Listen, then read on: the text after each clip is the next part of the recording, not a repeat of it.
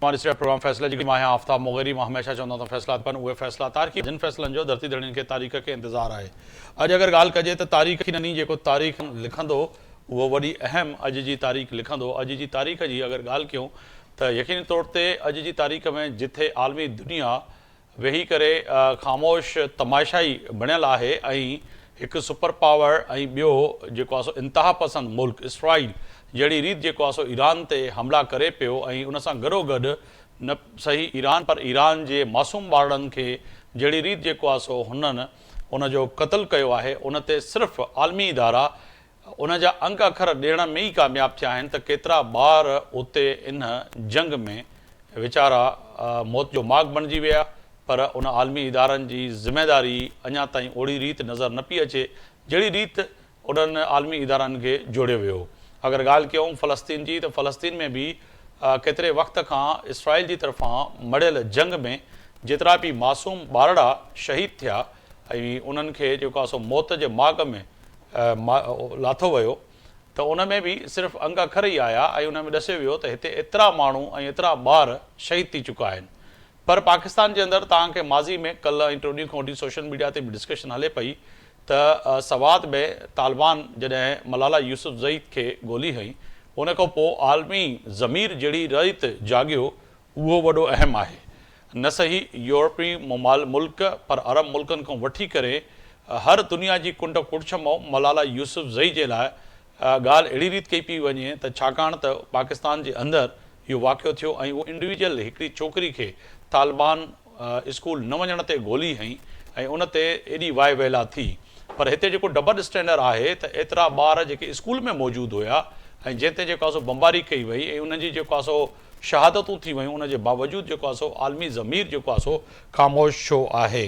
इन सां गॾोगॾु अगरि ॻाल्हि कजे त वज़ीर आज़म जे ज़ेर हेठि मुल्क जे पेट्रोलियम जे शेड्यूल जे हवाले सां वॾो अहम इजलास बि थियो। इन जंहिं इजलास में इहो तय कयो वियो त मुल्क में पेट्रोल जा ज़ख़ीरा केतिरा आहिनि ऐं ज़ख़ीरा अंदोज़नि जे ख़िलाफ़ु कार्रवाई कई वेंदी ऐं उन्हनि जा लेसन जेके आहिनि उहे बि कैंसिल कया वेंदा। वज़ीर आज़म जे बयान जी हद ताईं त ॾाढी सुठी ॻाल्हि आहे पर ज़ख़ीरे अंदोज़ी करण वारा माह रमज़ान जे महीने में सिर्फ़ु पेट्रोल न पर ॿियूं जेके शयूं ज़ख़ीरा अंदोज़ियूं कनि पिया रमज़ान खां कई महीना पहिरियां उन ते बि चाहे सिंध के पी पंजाब बलूचिस्तान गिलगित कश्मीर में कॾहिं बि अहिड़ी रीति अमल दरामद न थियो आहे पर सिर्फ़ु थधनि कमरनि में वेही जेके कामोर आहिनि उन्हनि खे फाइन कंदा रहिया आहिनि जंहिंजो फाइन जो टारगेट हूंदो आहे एसीस ऐं डीसीस खे उहो पूरो थी वञे त कमिश्नर पुरोमीन थी करे आख़िर मीडिया टॉक मूं ताईं ऐं तव्हां ताईं पहुचाइण में कामयाबु रहंदो आहे त हिन महीने में हेतिरो फाइन कयोसीं पर ज़ख़ीरा अंदोज़ी थींदी आहे इन में का ॻाल्हि नई कान्हे का वज़ीर आज़म खे सम्झणु खपे। पर इन सां गॾोगॾु अगरि ॻाल्हि कजे त अमेरिका ऐं इसराइल जी जेका चिकताण आहे उहा वधंदे नज़र अचे पई पर प्रेसिडेंट ट्रम्प जे तरफ़ां इहा बयान त नई क़यादत भी क़ाबिले क़बूल न आहे ऐं मां उते रिजीम चेंज चाहियां पियो। ॿिए तरफ़ जेको आहे सो ईरान जी सरज़मीन तां वाज़े पैगाम ॾिनो वियो त कुझु बि कयो कहिड़ी बि मुश्किलूं असां लाइ जेको आहे सो तयारु कयो असां मुंहुं ॾियण लाइ तयारु आहियूं पर इन सां गॾोगॾु ज़मीनी जंग जे लाइ बि तयारु आहियूं। ॿिए तरफ़ इहा जेका चइजे त मीडिया वार ऐं प्रॉक्सी वार जेका आहे पूरी दुनिया में AI जेको आहे सो वॾो कमाल करे छॾियो आहे ऐं उन AI जे थ्रू जेको आहे सो हिन वक़्तु जेके शयूं ठाहे करे नौजवाननि खे गुमराह ऐं दुनिया खे गुमराह कयो पियो वञे ऐं रोज़ाना जी बुनियाद ते मासूम माण्हू असांखे वीडियो मोकिलींदा आहिनि बहसियत सहाफ़ी त वाक़ई हीअ रियल आहे या न आहे। अहिड़ी रीति जेको आहे सो तेहरान समेत जेको आहे सो ईरान में जेका सूरत हाल आहे उन लाइ इहो चयो पियो वञे त माण्हुनि खे खाइण पीअण लाइ का शइ कोन्हे का ऐं माण्हू हिन वक़्तु जेको आहे सो बंकरनि में ऐं घरनि में खां निकिरी करे ऐं ॻोठनि ऐं वहाणनि वस्तियुनि जो रुख़ कयो आहे। पर अॼु बि जेको आहे सो अगरि तेहरान जी सूरत हाल ॾिसूं त मामूल वांगुरु जेको आहे सो माण्हू ख़रीदारी करण में मसरूफ़ आहिनि ऐं रमज़ान जे महीने में रोज़ा ऐं सहरी बि रखनि पिया पर इन सां गॾोगॾु उन्हनि जो जेको अज़म आहे उहो बि बुलंद आहे। इहे तमामु सवाल आहिनि मोज़िज़ महिमान जंहिंजे साम्हूं इहे सवाल रखी जवाबु वठण जी कोशिशि कंदासीं। असद महमूद साहिबु आहिनि असांखे तज़िया निगार आहिनि दिफ़ाई तज़िया निगार आहिनि असांखे जॉइन कयो आहे उन्हनि उन्हनि जी वॾी महिरबानी। एजाज़ भट्ट साहिबु इस्लामाबाद में जॉइन पिया कनि सीनियर सहाफ़ी तज़िया निगार अव्हांजी वॾी महिरबानी। हसन हबीब साहिबु आहिनि अॻूणा सफ़ीर आहिनि सीनियर तज़िया निगार आहिनि ऐं गहरी नज़र आहे ख़ासि तौर ते मौजूदा सूरत हाल ऐं आलमी सूरत हाल ते अव्हांजी वॾी महिरबानी। मेजर रिटायर जेको आहे सो सावल ख़ान साहिबु आहिनि सोलंगी साहब दिफ़ाई तज़िया निगारनि असां सां मौजूदु आहिनि स्टूडियो में अव्हांजी बि वॾी महिरबानी। चीनी मेहमान के भली कार कंदे मां हसन हबीब साहब, मैं आपकी जाने पाऊँगा। बहुत शुक्रिया वक्त देने का। सर फरमाइएगा कि इस वक्त जो कि सूरत हाल है, जो कई दिनों से हम और आप डिस्कशन भी कर रहे हैं और पाकिस्तान के मुख्तलिफ जगहों पे, कि अंदाज़ा जो था, जो कि वही तो सवाल आज 7वें दिन में हम दाखिल हो चुके हैं। 7 दिन एक जंग लड़ना बहुत बड़ी बात होती है। अगर कहा जाए कम से कम उस सुपर पावर के लिए, अमेरिका के लिए और जो है इसराइल के लिए, एक ईरान जैसे मुल्क से, और ईरान के लिए अब जो आलमी सतह पर और ख़ास तौर पर वेस्ट का मीडिया जिस तरह से अब बयानिया बना रहा है और कह भी रहा है कि जी ये जंग बड़ी महंगी पड़ेगी, और कई यूरोपीय ममालिक ने जो है हाथ ऊपर कर दिए हैं, तो कहें कि अब ट्रंप इंतज़ामिया और इसराइल पर कम से कम ये प्रेशर दुनिया का आ रहा है कि जी अब अगर ये जंग मज़ीद होती है तो ये मुश्किलात, ठीक है वहाँ तो जंग है, मगर जो हमें उसके आफ्टर जो इफेक्ट आएंगे, मुश्किलात आएंगे, वो बड़े ख़तरनाक होंगे। बिल्कुल, बहुत शुक्रिया पहले तो मुझे दावत देने का। सेकेंडली, इस वक्त जो जंग है 7th डे में दाखिल हुई है। अमेरिका का ख्याल था कि बस वो 2-3 दिन में रैप अप कर देंगे, वो तो नहीं हुआ, बल्कि आज एक वीडियो सर्कुलेट करी। अब आपने जैसे कहा कि एआई इससे बनी है, मीडिया वॉर है, क्या है, लेकिन उसमें ट्रंप साहब के दफ्तर में दुआ हो रही है कि उनकी प्रोटेक्शन के लिए। ट्रंप साहब का ख्याल है कि उनको टारगेट किया जा रहा है। दूसरी तरफ अमेरिका इतना, मुझे लगता है कि डेस्परेट हो गया है कि उन्होंने एक अनआर्म्ड ईरानी नेवल जहाज को, जो श्रीलंका के करीब था, इंडिया से आ रहा था, उसको टारगेट किया है। वर्ल्ड वॉर के बाद ये पहला टारगेट था जो टारपीडो से लगाया जाता है। सुना एक और जहाज था जिसको श्रीलंकन अपनी प्रोटेक्शन में अपनी किसी पोर्ट में ले गए। इसके अलावा WHO की रिपोर्ट है कि 300 हेल्थ फैसिलिटीज को हिट किया गया है 6 दिन में। जी इसी तरह से स्पोर्ट्स फैसिलिटी, एक बहुत बड़ा उनका स्टेडियम है आज़ादी, जब मैं वहां था तो हम वहाँ फुटबॉल मैच वगैरह देखने जाते थे कभी कभार, उसको हिट किया है। तो अब इससे लग रहा है कि यूएस जो है और इजराइल वो डेस्परेट हो गए हैं। आज उन्होंने रात को किसी बंकर बस्टर से हिट किया था दोबारा खामनेई साहब का हेडक्वार्टर, लेकिन रिपोर्टेडली उनको अंदाजा था तो वहाँ कोई नहीं था, तो कोई जानी नुकसान नहीं हुआ। दूसरी तरफ ईरान ने दोबारा लिंकन को हिट किया है, आपकी हवाई जहाज लो फ्लाइट पे गया और उसने मिसाइल मारा है। ये देखते हुए लग ही रहा है कि ईरान बहुत तहम्मुल से और बहुत समझदारी से अपने टारगेट पिक कर रहा है। दूसरी तरफ वो मिडिल ईस्ट जो उसके बिल्कुल सामने है और उनका प्रोटेक्शन टाइम कम है, उसमें मिलिट्री टारगेट और एनर्जी इंफ्रास्ट्रक्चर को हिट कर रहा है, जिससे कॉस्ट ऑफ वॉर बढ़ती चली जा रही है उनके लिए। सिमिलरली खबरें ये भी आ रही हैं कि अमेरिका और इजराइल के पास इंटरसेप्टर जो एमुनिशन है वो इंतहाई कम हो गया। ईरान ने जो सस्ते ड्रोन्स इस्तेमाल किए हैं उसका बड़ा हैवी रिस्पांस था। कल आपने भी सुना होगा कि ज़ेलेंस्की साहब ने अपनी एक्सपर्टीज ऑफर की हैं to track and hit drone. अब वो कब आएंगे, क्या करेंगे, ये एक बहुत बड़ा सवाल है। तो ऑल इन ऑल, और आप बीच में अजीब अजीब खबरें हैं कि अजरबैजान हिट होता है ड्रोन से, ईरान मना कर रहा है, साइप्रस हिट हो रहा है ड्रोन से, साइप्रस कह रहा है कि इसमें ईरान इन्वॉल्व नहीं है। तो एक जिसे कहना कि अजीब व गरीब तरह का कॉन्फ्लिक्ट है बिल्कुल। कि जिसमें सुपर पावर भी जो है वो फ्रॉड में लगी हुई है, जबरदस्ती दूसरे मुल्कों को हिट कर रहे हैं लोग। तो ये ऑल इन ऑल अब जो ताज़ा तरीन है कि वो कुर्दों को और बलोचों को इस्तेमाल करना चाहते हैं। अमेरिकी फौज क्यों नहीं आती है? अगर उनको ईरान से इतना ही प्रॉब्लम है तो अपने पर जवान सर उतारे इस ना। पे भी अवाम था कि अगर कहा जाए कि कल से ये खबरें भी आ रही थी कि अमेरिकन फौज जो है ग्राउंड पे उतरेंगी, फिर उसकी वजाहत भी आ गई। व्हाइट हाउस ने कहा नहीं, अभी तक कोई ऐसा फैसला नहीं है। प्रेसिडेंट ट्रंप ने भी कहा कि इस वक्त ज़रूरत नहीं है। तो समझा जाए कि ज़मीनी जंग से कहीं ना कहीं अमेरिका समझ रहा है कि उसको सबसे ज़्यादा नुकसान उठाना पड़ेगा, क्योंकि फ़िज़ाई हमला टारगेट पर करना और इसके साथ साथ मिसाइल का हमला, तो माना जाए कि कहीं ना कहीं उससे नुकसानात तो कम हो रहे हैं, चाहे वो अमेरिका हो उसका, मगर इसराइल के तो नुकसानात हो रहे हैं। बाकी अगर ज़मीन पे आते हैं तो फिर ईरान की जानिब से आज जो कहा गया कि जी हम जो है रेडी हैं। बिल्कुल, देखिए जहां तक इसका सवाल है कि ज़मीनी हमले का, ज़मीनी हमले में ईरान की ज्योग्राफी बड़ी अजीब है। अगर आप गौर से देखें तो चारों तरफ उसके पहाड़ हैं और उनका वहां से डिफेंस करना आसान है। अगर ऊपर से पैरा ड्रॉप कराया जाए तो कोई बहुत बड़ा नंबर नहीं आ सकता।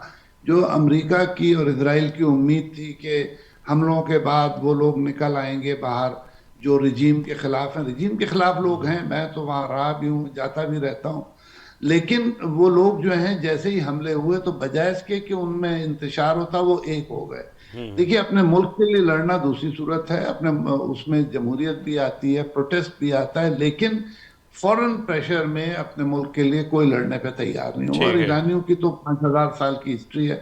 तो अब ये देखें कुर्दों को किस तरह से ये मुर्गा बनाते हैं और उनकी कुर्बानी दिलवाते हैं अमरीकी, या बलोचों को उकसाते हैं। बलोचों का तो मेरे ख्याल में 2-3 साल पहले ईरानियन गवर्नमेंट से पॉलिटिकल सेटलमेंट हो गया, वो तो शायद ना निकले, लेकिन अगर कुर्द निकल आए तो ईरान को ऑयल जोन जी, में ऊपर की तरफ थोड़ा सा प्रॉब्लम हो असद सकता मऊन साहब की तरफ जाऊंगा। असद मऊन साहब हैं प्रोड्यूसर साहब हमारे साथ? अगर अच्छा चलें, ठीक है। एजाज एजाज मेहर साहब की जानब जाऊंगा। एजाज साहब बड़ी मेहरबानी वक्त कड़ियो एज यूर टेक ता उर्दू में जवाब दिया सिंधी में, मगर यहाँ पे सवाल बड़ा अहम है सर कि कहीं ना कहीं सवाल पैदा होता है कि क्या इस वक्त सफारती लेवल पर, जो कि कहीं ना कहीं इस वक्त बात भी हो रही है कि बात की जाए, कई ममालिक अब भी इस पर भी जोर दे रहे हैं, मगर इसके साथ साथ जंग से ज़्यादा अब जो खतरा लाहक हो गया है पूरी दुनिया को, बिलखुसूस उन ममालिक को जिनको खतरा है कि हमारी जो है आने वाले चंद माह नहीं पर चंद साल तक अगर ये जंग कुछ महीने भी चल जाती है या महीना भी चल जाती है तो उनकी इंडस्ट्री, उनका कारोबार, उनका पूरी की पूरी तमाम चीज़ें बैठ जाएंगी। तो कहिएगा सर, फिर सबसे ज़्यादा जो इस जंग से ममालिक मुतासर होंगे, यूरोपीय यूनियन, पाकिस्तान, इंडिया और कई ममालिक ऐसे हैं जो कि अभी से ही परेशान हैं। जो लड़ रहे हैं वो परेशान नहीं है और जो इस वक्त शहीद हो रहे हैं वो उतने परेशान नहीं है, मगर जो बैठकर तमाशा देख रहे हैं वो सबसे ज़्यादा परेशान है। एजाज भाई साहब। जी बिल्कुल। देखें, जो हबीब साहब ने बात की ना कि जो इनका दिफाई निज़ाम है, मिसाइल का, पेट्रियट मिसाइल खास करके, जी उसके हवाले से अब ट्रम्प साहब ने मीटिंग कॉल की है। जितने भी उनके डिफेंस प्रोडक्शन के लॉकहीड वगैरह और दीगर कंपनियां हैं उनके साथ मीटिंग की है कि हमें ये मिसाइल फौरी तौर पे चाहिए और जल्दी दे दें। CNN की आज रिपोर्ट है कि ओमान के अंदर और यूएई में 2 और ओमान में 1 जो इनका मिसाइल डिफेंस सिस्टम था उनको निशाना बनाया है, और इसमें कुवैत में भी बनाया है और बहरीन में भी। तो इनके जो दिफाई निज़ाम है वो बुरी तरह जो है नाकाम हुए, जो उनको अटैक किया है ईरान ने। तो एक तो ये इनके साथ प्रॉब्लम है कि अभी उनके बहुत सारे प्रॉब्लम आते जा रहे हैं। दूसरा जो ये कैरियर है इब्राहिम लिंकन वाला, वो भी मूव बैक करने की उसकी बातें चल रही हैं कि वो जहां पहले था उधर से पीछे हट गया है। तो जाहिर है कि ईरान की जो अभी ताज़ा तरीन इतला ये है कि ये जो खैबर मिसाइल हैं इनके और ड्रोन्स, उसके साथ आज तिल अवीव के जो तिल अवीव पे बड़ा अटैक हुआ है और बहुत ही इससे इसराइल ज़्यादा परेशान है, क्योंकि उनके पास वो दावा तो करते हैं कि हमारे पास लेज़र डिफेंस सिस्टम भी है और ये थार्ड भी है, दीगर मुख्त आयरन डोम भी है, लेकिन वो उनके नाकाम हो रहे हैं। जी जहां तक मईशत की आपने बात की, तो मैं समझता हूं कि इसमें सबसे बड़ा लूजर अमेरिका खुद होगा, क्योंकि अभी रिसेंटली जो ट्रम्प साहब आए थे दौरा करने के लिए, तो उस वक्त सऊदी अरब, बहरीन, कतर, कुवैत और यूएई ने कोई $1 ट्रिलियन की इन्वेस्टमेंट की बात की थी। तो इस वक्त हालत यह है कि उन ममालिक में उनको अपनी जान का वक्ता पड़ा हुआ है और उनकी बहुत सारी डैमेज हुई हैं, बिल्डिंग्स उनकी तबाह हुई हैं, और जिस तरह मईशत उनकी बैठ गई है, एयरलाइन इंडस्ट्री बैठ गई है, और जिस तरह वो सफ़र कर रहे हैं, तो अल्टीमेट इसका जो आएगा इम्पैक्ट, वो अमेरिका में जो $1 ट्रिलियन की ट्रम्प दावा कर रहा था कि जी इन्वेस्टमेंट आएगी, एक तो वो नहीं हो पाएगी, कई बरसों तक जो है वो नहीं कर पाएंगे ये जितने भी अरब ममालिक हैं। और जिस तरह उनका इंफ्रास्ट्रक्चर डैमेज हुआ है, जिस तरह उनकी टूरिज्म की इंडस्ट्री डैमेज हुई है, तबाह हुई है, और जिस तरह उनको नुकसानात उठाने पड़े हैं, लोग भाग गए हैं, प्राइवेट जेट्स में जो है लाखों डॉलर की अदायगियां करके लोग वहां से निकल रहे हैं। तो इस तरह की जो कंडीशन है, ये एक तो बुरी तरह ये लोग भी ममालिक सोचेंगे, और हो सकता है जिस तरह रशियन फॉरेन मिनिस्टर ने खदशा जाहिर किया था कि अब ये अरब ममालिक भी हो सकता है कि जौहरी हथियार बनाने की तरफ जाएं। तो और दूसरी बात ये होगी कि जो अमेरिकन के अड्डे थे, जो इनको आज़ादी थी, वो अभी शायद महदूद हो और ये कहें उनको कि भाई आप निकलें, क्योंकि अभी तक जो इन्होंने बेचे हुए थे इनको थार्ड वाला मिसाइल जो डिफेंस सिस्टम था, तो वो तो इनको महदूद पैमाने पे है। सिर्फ यूएई के पास 2 थे, बाकी तो ममालिक सऊदी समेत एक एक इनके पास सिस्टम है। तो मेरे ख्याल में बहुत बड़ा इसका इम्पैक्ट आएगा, और ट्रंप साहब जो है वो बुरी तरह फंस गए हैं, और उनके जो मिड टर्म इलेक्शन है बिल्कुल वो भी अभी शायद लूज करेंगे, तो बिल्कुल। पॉलिटिकली भी उनको नुकसान और होगा, सबसे बड़ा नुकसान तो इकोनॉमिकली ये भी हुआ नुकसान कि होगा। ह्यूस्टन से जो सेनेटर थी उन्होंने रिजाइन कर दिया, और मिड टर्म में कल हमारे दोस्त जो थे डीसी से हमें ज्वाइन किया था असफर इमाम साहब, वो बता रहे थे कि हालात जो है यहाँ पर बड़े कशीदा हैं, और कम से कम जो आपने कहा कि सबसे ज़्यादा नुकसान जो होगा, जो आपका तजिया था बिल्कुल दुरुस्त था कि जो है नुकसान अमेरिका को ही होगा, और वहाँ पर पेट्रोल की यानी कि गैस की कीमतों में भी इजाफा हुआ है। आप दुरुस्त फरमा रहे हैं। सोलंकी साहब हमारे साथ स्टूडियो में मौजूद हैं, आपकी तरफ आऊँगा सर। बहुत शुक्रिया वक्त देने का सर। फरमाइएगा, एक तो सर ये जो वॉर है कि अब कह सकते हैं कि अभी तक ईरान और ख़ास तौर पर जो है अमेरिका की तरफ से जिस तरह से कोशिश की जा रही है कि ईरान को झुकाया जाए और इस वार की विक्ट्री जल्द से जल्द हासिल की जाए, मगर जिस तरह से ईरान की सरजमीन जवाब दे रही है, बहसीत आपने तमाम ये सूरत हाल देखी भी हैं, समझते हैं कि इतना आसान नहीं है। वो समझ रहे थे कि कोई एक कहते हैं ना कि बिल्कुल कहते हैं कि अच्छा से आसान सा केक है, खा के वापस चले जाएंगे, मगर वैसा हुआ नहीं। सर बिल्कुल, पहले आई विल स्टार्टेड के KTN news is wonderful to see कि आपने बहुत ही एक खूब ओपिनियन बिल्डअप के लिए इस वो जो सोशल मीडिया और इलेक्ट्रॉनिक मीडिया जिसके जिस तरह ओपिनियन बिल्डअप हो रहा है, उसमें आपने बड़ा खूबसूरत एक उन्वान चुन लिया, हमें उसका बोलने का मौका भी दे दिया। I will start it in this way कि देखिए सर, ये जो शहादत हुई है इसने एक नई डायमेंशंस वर्ल्ड को दे दी है। बिल्कुल। अब आप भूल जाओ आप कितने पावरफुल हो, अब आप भूल जाओ कितने कुछ हो। एक बंदा जो कल शहीद हुआ है, इसने हमें बहुत कुछ दिखा दिया है ओपन आई से। हमने फिरौन देखा सुना देखा नहीं था, यजीद सुना देखा नहीं था, कूफी सुने देखे नहीं थे। बिल्कुल। आज अल्लाह ताला ने मुसलमानों को फिरौन भी दिखा दिया, यजीद भी दिखा दिया, वक्त का इमाम भी दिखा दिया। अब इसने 89 से लेके 40 साल से मौत उसका साया पीछा करता रहा है। कब मरेगा, आज मरेगा, ये मरेगा। इस बंदे ने एक दिन कल जो उसकी माई भी एआई जनरेटेड वीडियो जो हमने देखी है, जिस तरह वो शहादत दे रहा है, यानी कि पटाखा भी चलता है कि बंदा छक के फटक उठता है, सुकून से गया जैसे अपने अल्लाह के पास सुकून से गया है। अभी वो वीडियो जो है वो सीसीटीवी है जो जारी हुई है, जी हुई है जो हम देख रहे हैं, वो रियल वीडियो है। हाँ रियल जी। मतलब अब है हमारे पास भी, अब वो कौन थे, वो वक्त के कूफी थे जो इकट्ठे वीडियोस बना रहे थे, उनको हम क्या नाम दें? और मीर जाफर सादिक कह दें, कूफी कह दें, जो उन्हें बुला के इन्होंने शहीद हुआ। लेकिन सर देखें, ये आलम इस्लाम के लिए इतनी बड़ी फख्र की बात है। हमारा इतना बड़ा आलम दीन क्या नहीं था, उसके पास सब कुछ था। उसने अपना शहादत दे दी, उसकी कौम को मुत्तहद कर दिया। उसकी कई चीजें होंगी, वो डिक्टेटर था, ये था, जमहूरियत नहीं थी, फलान था, अब हजार बुराएं गिनवाओ। वो अपनी कौम का वो लीडर था जो unfortunately we can say it, we have not produced till dated. कोई दुआएं कर रहे हैं हम सारे मिल मिल के रोजों में, या अल्लाह को वक्त का सिकंदर दे, या अल्लाह वक्त का कोई इमाम खोमेनी दे दे। हम आ रहे हैं आपके उस पे, ये जो नए डायमेंशन आ गए, इसमें हम ईरान और इराक की जो वार है, अब बुनियादी तौर पे इस वक्त वेपन ऑफ WMD जो कहते हैं, वेपन ऑफ मास डिस्ट्रक्शन, वो क्या है? In my opinion it is the dollar technology. America क्या कर रहा है, हर जगह पे ये बंदे नहीं मारेगा, फिजिकली नहीं आएगा, ये सिर्फ बंदे हमारे खरीदेगा, इधर से खरीदेगा। अब ये हमारे अमन के लिए चले खुद को, तो वो अमन क्या कराएगा? वो सर देखें 48 से आप शुरू करते हैं ना, बैक पेज है ना थोड़ा सा। 48 में इन्होंने 1 लाख लोग लेके, 10 मिलियन लोग लेके इन्होंने इसराइली रियासत कायम कर दी।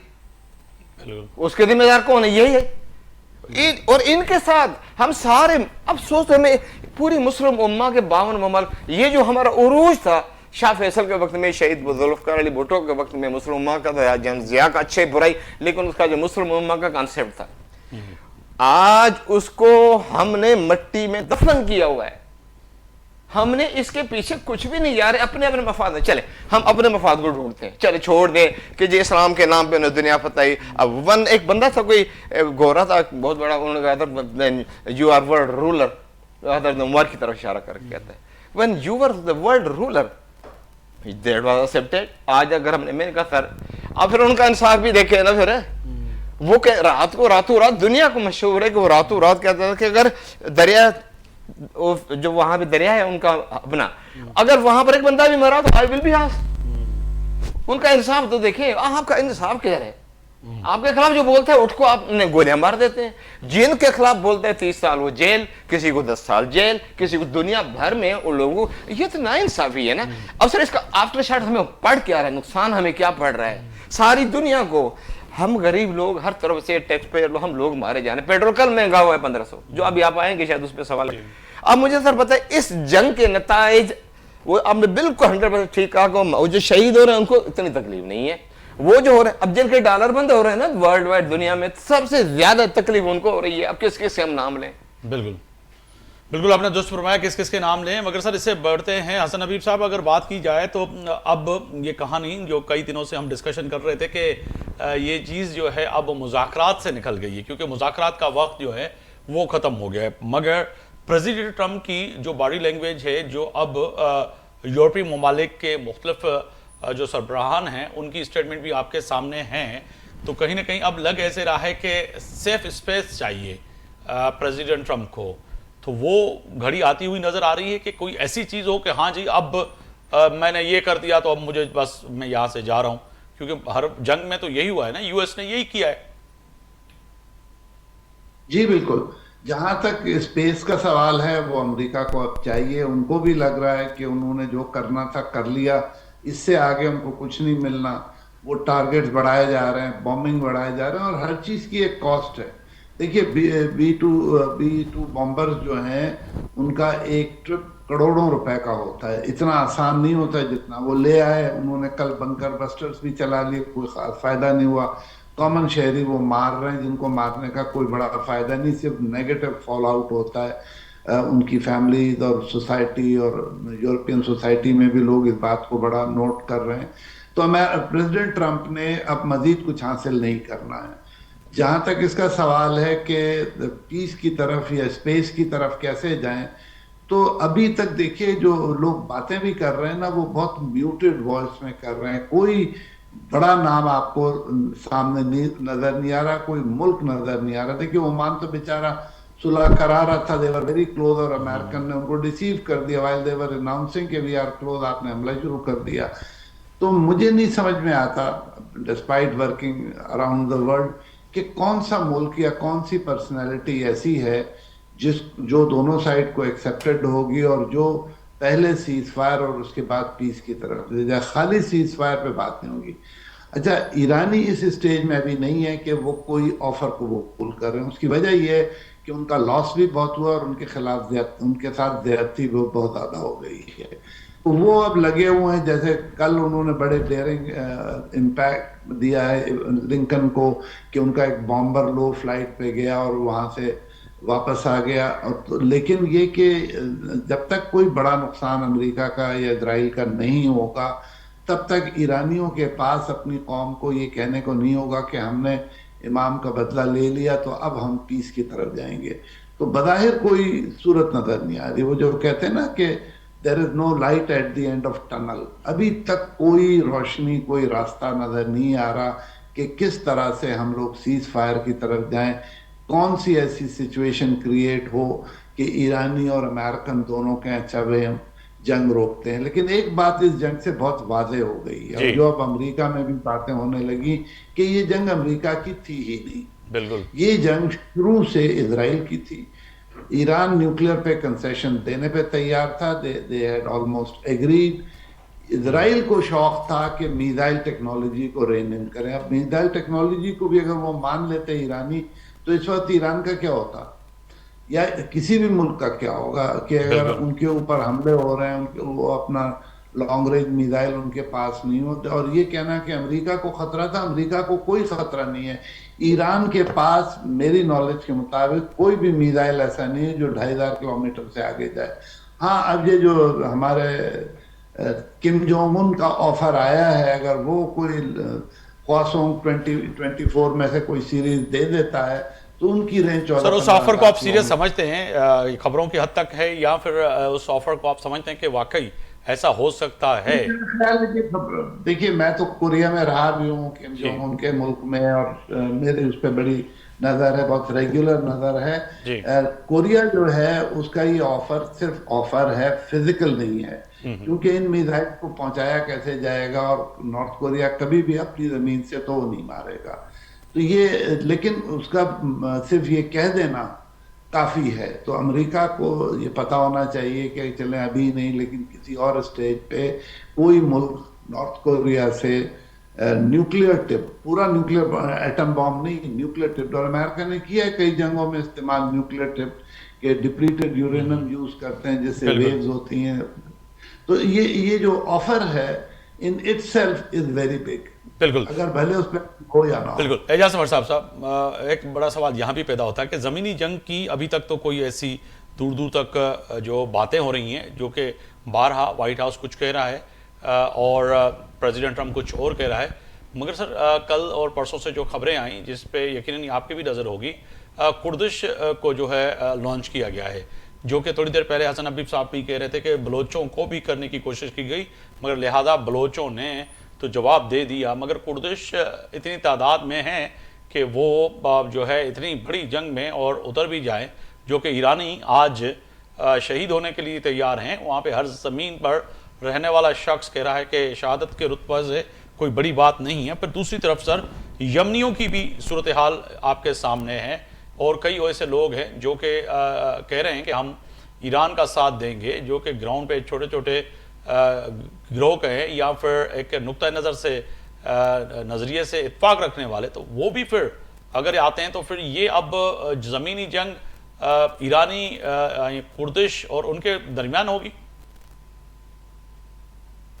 देखिए, मेरे ख्याल में कि कल रात से टारगेट करना शुरू किया है इराक ने इन कुर्दों को। जी। तो मेरा नहीं ख्याल कि वो इतनी मोबिलाइजेशन, उनके पास कोई इतने रिसोर्सेज होंगे, इतना नेटवर्क होगा कि वो इतने एक बिल्कुल हिली एरिया और मुश्किल रास्तों से जो है इतना आके ईरान पे हमला करें इतनी बड़ी तादाद में।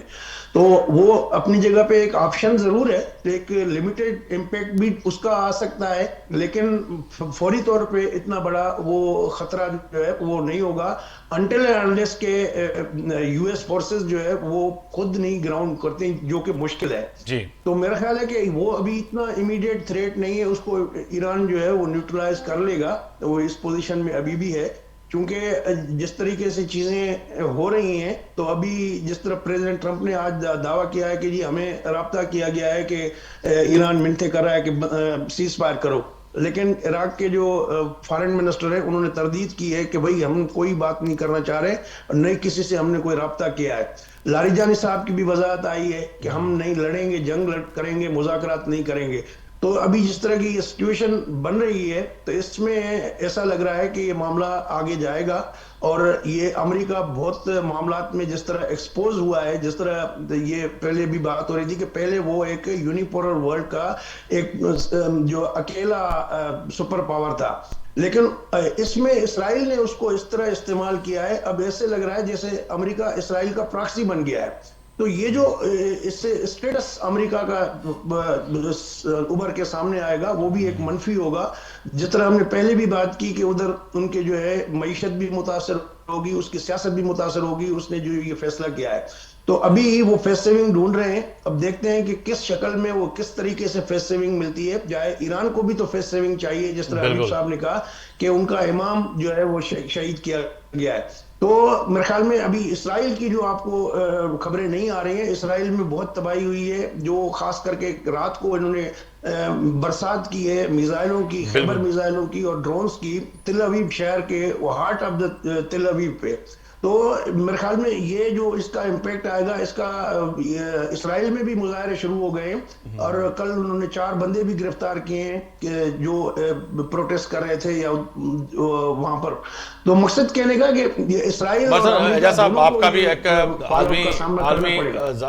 आलमी ज़राए ब्लॉग से वास्ता रहा है और आपने तमाम चीज़ों को कवर भी किया है और आपने देखा कि इंटरनेशनल मीडिया से वाबस्ता जितने लोग थे और उनको महदूद जगह पर रखा गया, मगर वहाँ पे जो है सहाफ़ियों की भी गिरफ्तारियाँ इसराइल में हुई हैं कि जी आप ये कैसे दिखा रहे हैं जो इमारतें हैं और जो चीज़ें हैं या लोग मर रहे हैं। तो कहें कि अब वहाँ पर मीडिया पे भी जो है कंदन है, वहाँ पे भी पाबंदी है ख़ासतौर पर इसराइल में। वो तो शुरू से हैं, वो लिमिटेड एक्सेस देते हैं मीडिया को। और वो कल 2 CNN के जो बंदे हैं वो टर्किश सिटीजन हैं, तो वो लेकिन काम CNN के लिए करते हैं। उनको उन्होंने कल किया है, अरेस्ट किया है।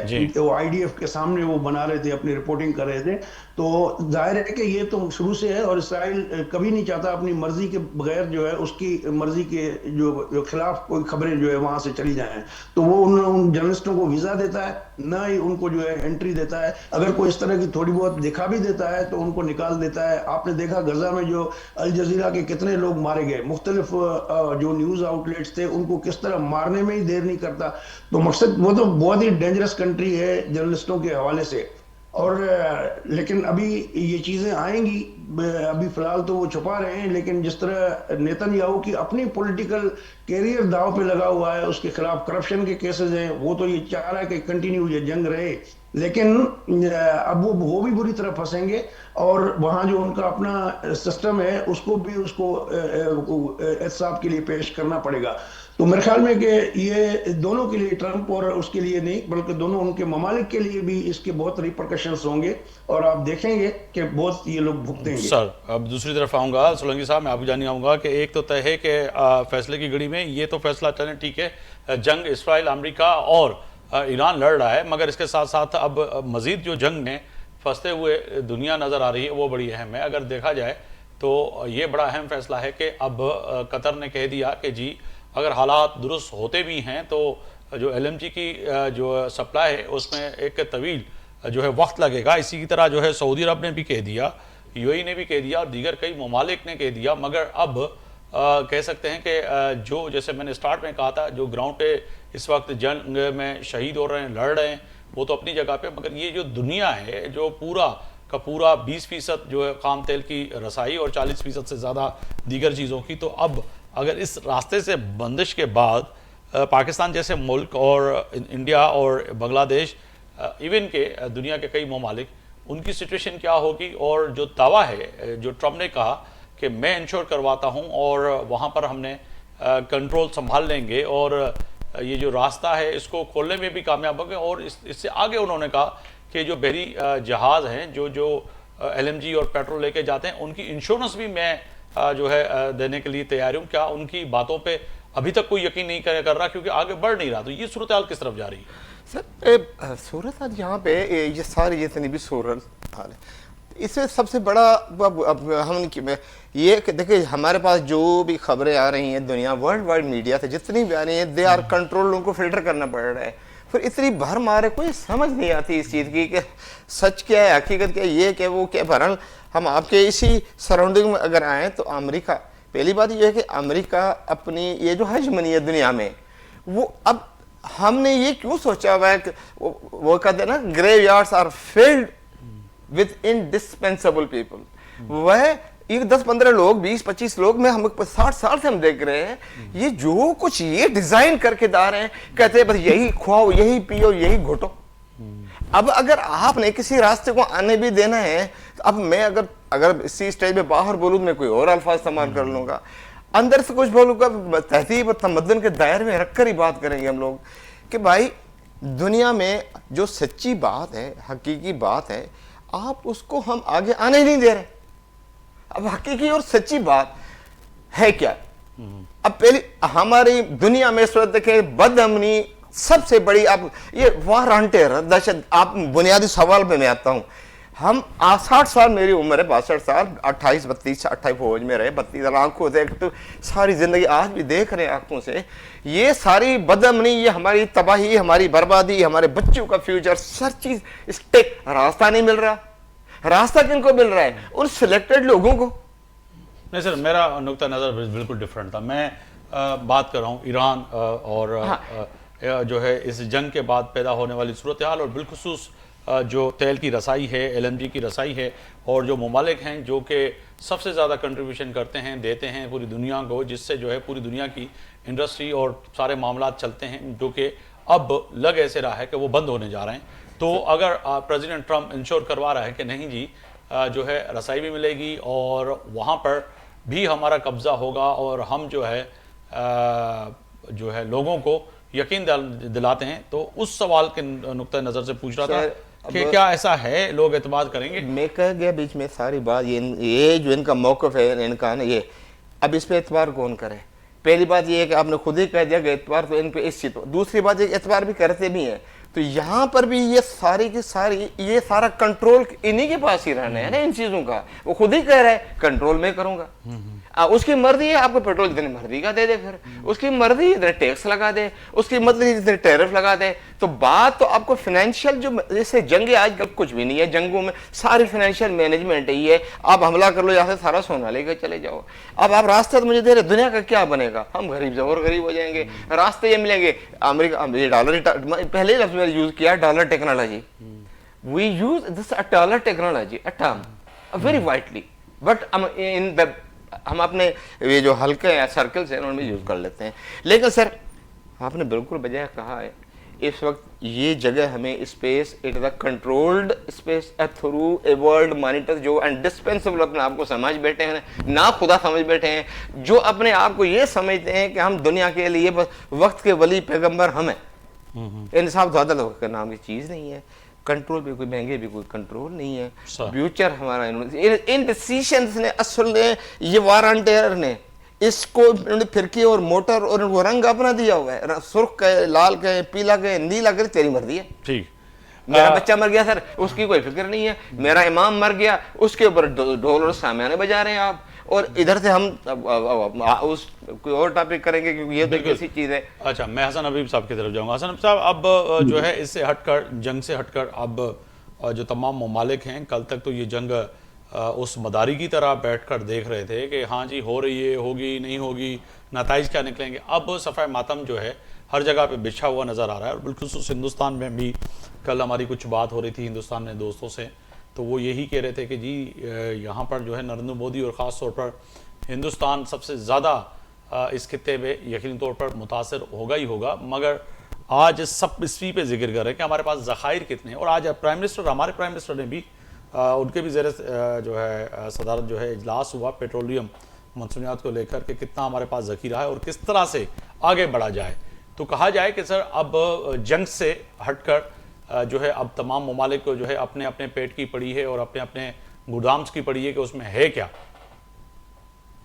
जी बिल्कुल, देखिए एक तो आपको याद होगा हमारे एनर्जी मिनिस्टर ने कहा था कि 28 दिन का है और हम पूरा मार्च गुजार लेंगे, लेकिन दूसरी तरफ पेट्रोलियम प्रोडक्ट सप्लायर्स कहते हैं कि 15 दिन का है। देखिए गवर्नमेंट को आप जैसे कहते हैं ना, इस फैसले की घड़ी में बहुत मुश्किल फैसले करने पड़ेंगे। सबसे पहले तो आप एजुकेशन को ऑनलाइन शिफ्ट करें ताकि जो एक ह्यूज मूवमेंट है स्टूडेंट्स का टू स्कूल एंड बैक वो खत्म हो, नंबर 1।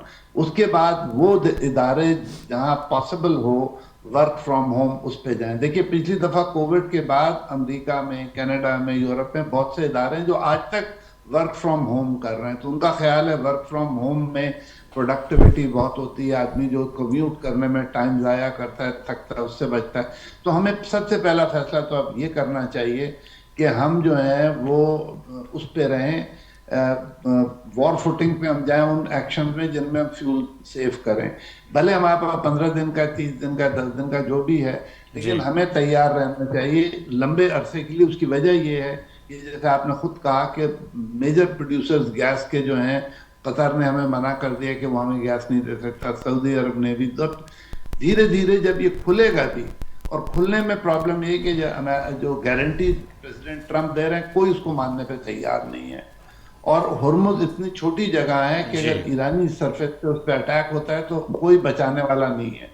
तो ये देखते हुए we should be very much prepared कि जो हमारे पास फ्यूल मौजूद है उसको हम ज़्यादा से ज़्यादा से चलाएं और कोशिश पूरी ये करें कि हम एक नॉर्मल लाइफ गुजारें। लेकिन जब तक प्राइम मिनिस्टर साहब फौरी तौर पे वर्क फ्रॉम होम नहीं करेंगे एजुकेशन को, नॉन एसेंशियल डिपार्टमेंट्स को, तब तक हमारे लिए बहुत बड़ा मसला है। हमें जो बेहंगम ट्रैफिक है हमारा, इसको हमने कम करना है।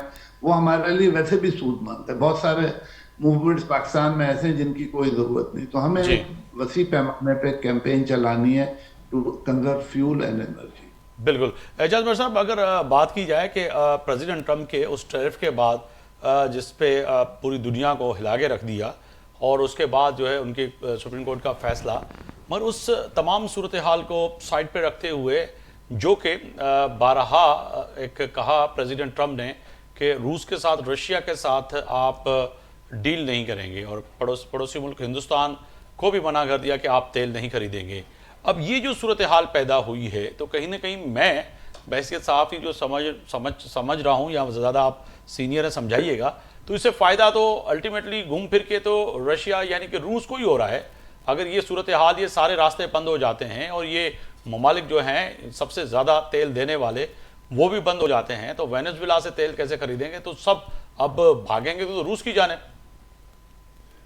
बिल्कुल, मेरे ख्याल में आज ये खबर आई है सामने कि अमेरिका ने इंडिया को इजाजत दी है कि 1 महीने तक जो है आप रशिया से तेल खरीद सकते हैं। जी। जो स्ट्रेट ऑफ हॉर्मस की बात हो रही है, ये मुझे नहीं लगता कि इतनी लंबी देर तक जो है ये बंद रखा जा सकता है, क्योंकि सबसे बड़ा जो ईरान का अलाई भी है और जो बेनिफिशरी है चाइना, तो वो ये अफोर्ड नहीं कर सकते कि स्टेट ऑफ हॉर्मुज को बंद किया जाए लंबे अरसे के लिए।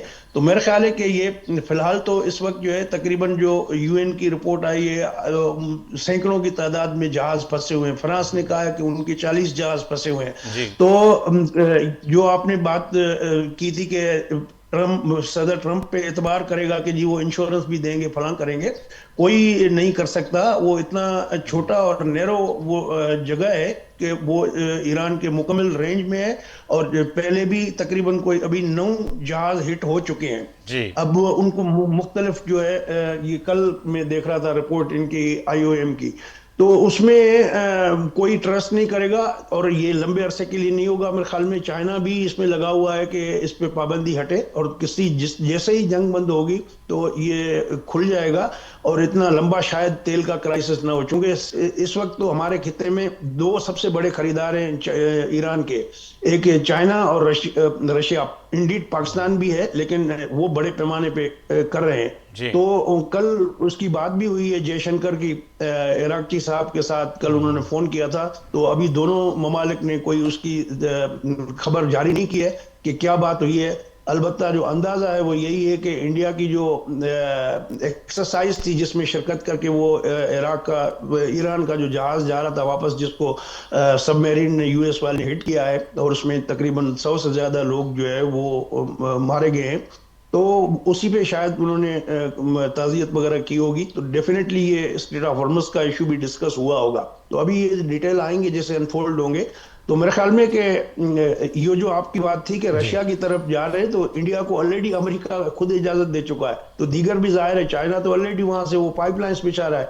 तो ये यूरोप को भी अभी बहाना मिल गया है, क्योंकि यूरोप ने जंग में इससे साथ नहीं दिया ट्रंप के साथ। पहला मौका है कि स्पेन के वजीर आजम ने बिल्कुल इनकार कर दिया, जर्मनी है, फ्रांस है, उन्होंने बयान की हद तक तो थोड़ी बहुत किए हैं, लेकिन जिस तरह उनको एक बरतानिया जैसा मुल्क जो उसके कहने पे जो है वो उससे 4 कदम आगे जाता था, वो अभी ट्रस्ट करने के लिए ट्रंप पे तैयार नहीं है। तो ये बहुत बड़ा झटका है मेरे ख्याल में अमेरिका के लिए भी और सदर ट्रंप के लिए भी, कि जर्मनी, फ्रांस वो भी उनकी बात नहीं मानी, नेटो ने बात नहीं मानी।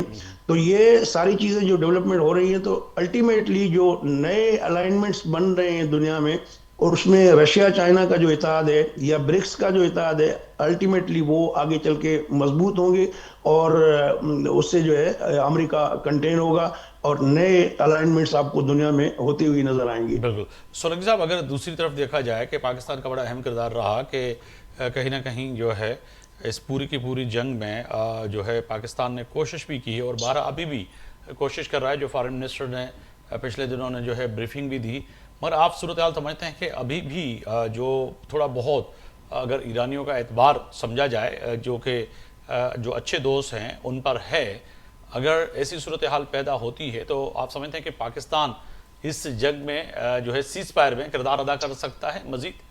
सर अगर ऑनेस्टली स्पीक अगर वो ईमानदारी से कुछ करना करें, अब ये देखिए पूरी ईरान और पाकिस्तान की हिस्ट्री एक कोई एक तो डिपेंडेंसी हमारे एक दूसरे पर कुछ किसी चीज़ में भी नहीं है।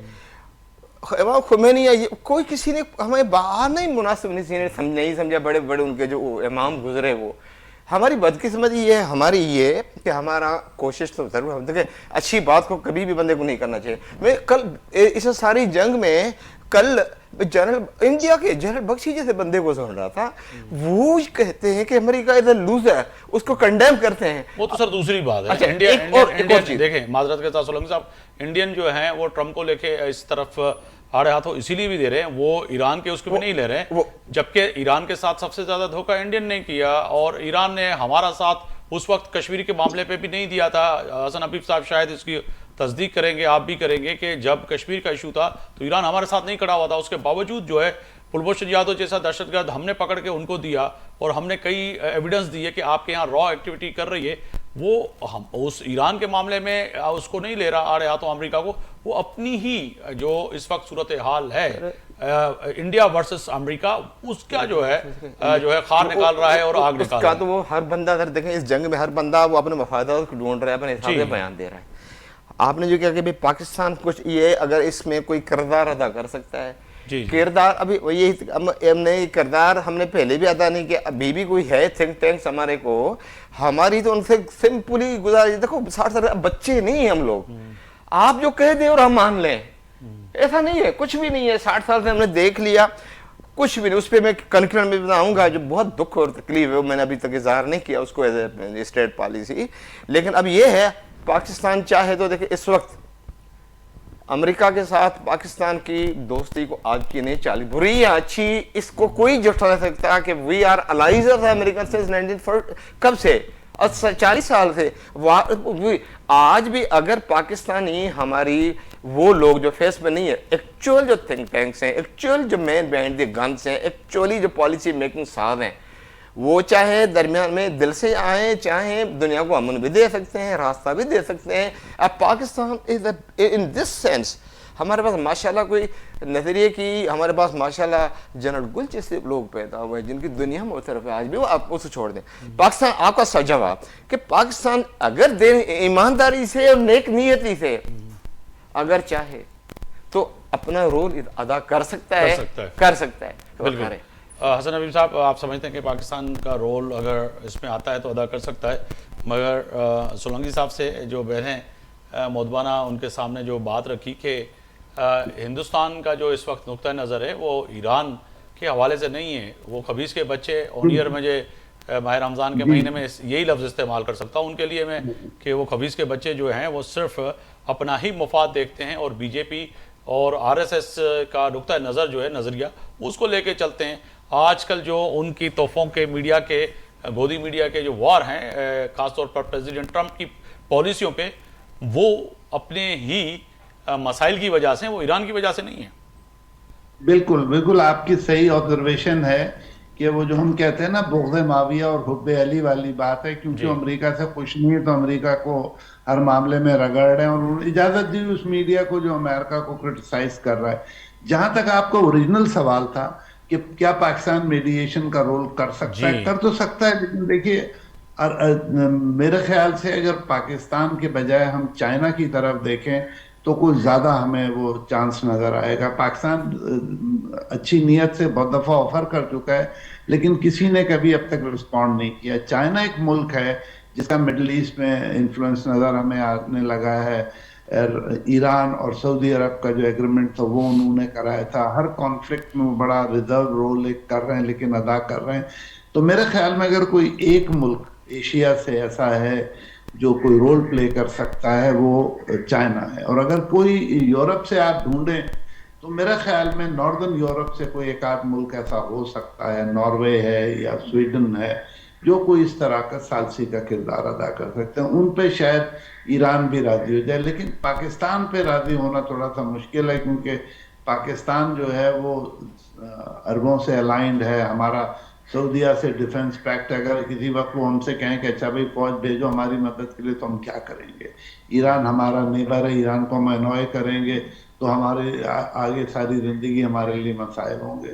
तो ये बहुत ट्रिकी सिचुएशन है। पाकिस्तान न्यूट्रल रह के अपना एक किरदार तो अदा कर सकता है, लेकिन मेन गारंटर या निगोशिएटर। बिल्कुल एजाज साहब, मैं वाइंड अप की तरफ भी जा रहा हूँ। क्या जो है सैटरडे संडे को कुछ दोस्त जो जिनका मैं पढ़ भी रहा था, देख भी रहा था, उन्होंने कहा कि सैटरडे और संडे ब्रेक थ्रू हो सकता है। तो ब्रेक थ्रू क्या हो सकता है? फॉर एग्जांपल, क्या ये सीज फायर की तरफ जाएंगे या जो है ज़मीनी पे फौज उतारने का? क्योंकि ट्रम्प कहता कुछ और है, हो कुछ और जाता है, सही है ना? तो यहाँ पर भी यही सूरत हाल है। तो ये जो दो जो दिन हैं ये बड़े अहम करार दिए जा रहे हैं कि इसमें कोई बड़ा ब्रेक थ्रू हो सकता है। तो आपके नुक्ते नज़र से क्या हो सकता है सर? एजाज साहब। अच्छा चलें, हसन हबीब साहब, यही आपके तरफ सवाल सर, क्योंकि उनका कोई इशू है। देखिए, ब्रेक थ्रू हो भी सकता है, क्योंकि इस स्टेज पर ईरान को अगर कोई मुल्क कायल कर ले तो हो सकता है। प्रेसिडेंट ट्रंप की तो मेरा ख्याल में बस हो गई होगी, क्योंकि उन्होंने कई कई हजार हमले किए हैं और उसका कोई खास रिजल्ट नहीं आ रहा, और अब वॉर फटीग आने लगी है। देखिए, बड़ी इंटेंस वॉर शुरू की थी उन्होंने, जिसकी कॉस्ट अब वो जब कैलकुलेट करेंगे तो उनको पता चलेगा। ट्रंप साहब बड़ी मुश्किल से बचे हैं कांग्रेस में। तो मुझे लगता है ये है कि कल या परसों या में हमें कोई अंदाजा होगा कि वॉर रुकने की तरफ जा रही है या इसी तरह जा रही है। बहुत शुक्रिया हसन हबीब साहब आपका वक्त देने का। मेजर रिटायर्ड सावल खान सोलंकी साहब, अमां जी वॾी महिरबानी। एजाज़ महर साहब, अमां जी वॾी महिरबानी। ऐं हिन वक्त जेका सूरत हाल हुई, ख़ासि तौर ते जेका आख़िरी जेको नुक़्तो हुजे ते वाइंड अप जी तरफ़ वञूं पिया, त जेके मुख़्तलिफ़ ज़राया आहिनि आलमी, उहे इन ॻाल्हि ते ज़ोर ॾींदे चवनि पिया त जेके ॿ ॾींहं आहिनि उहे वॾा अहम आहिनि, जेके असां सिंधी में चइजे छंछरु ऐं आचर, यानी कि कमिंग मंडे यानी कि सूमर वारे ॾियाणे ते को न को फ़ैसिले जी घड़ी में को फ़ैसिलो थींदे नज़र अचे पियो आलमी दुनिया खे। छाकाणि त या त इहा जंग वाक़ई हक़ीक़ी ज़मीनी जंग जे तरफ़ वेंदी, या इन जंग जो को न को हल सूमर ताईं निकिरंदे नज़र अचे पियो आलमी इदारनि खे, आलमी जेके जंगी एक्सपर्ट आहिनि जंहिंजी गहरी नज़र आहे। अल्लाह करे त कुझु न कुझु इन जो हल निकिरे ऐं हिन वक़्तु सरज़मीन ईरान ते जेका हिन वक़्तु मुश्किल आहे ऐं उन मुश्किल मां आम इंसान निकिरी सघनि, ऐं हिन वक़्तु ताईं जेको नुक़सानु थियो आहे उहो बेहसी पाकिस्तानी ऐं पाकिस्तान समेत पूरी दुनिया में हर इंसान इहो सोचे पियो त इन जंग में को बि मासूम माण्हू शहीद न थिए, इन मौत जो माॻ न बणिजे। सूमर ताईं आफ्ताब मोगरी खे इजाज़त ॾींदा। अल्लाह हाफ़िज़।